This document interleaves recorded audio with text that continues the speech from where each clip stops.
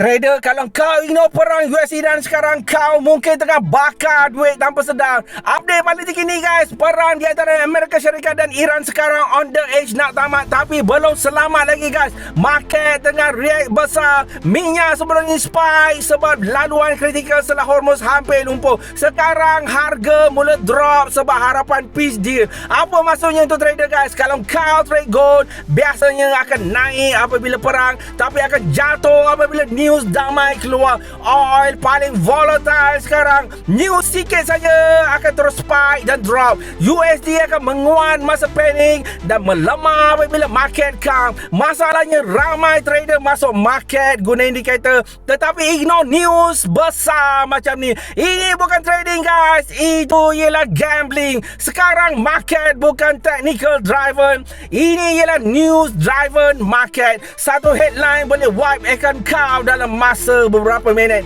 Kalau kau trader, mulakan hari kau bukan dengan chart tapi dengan news.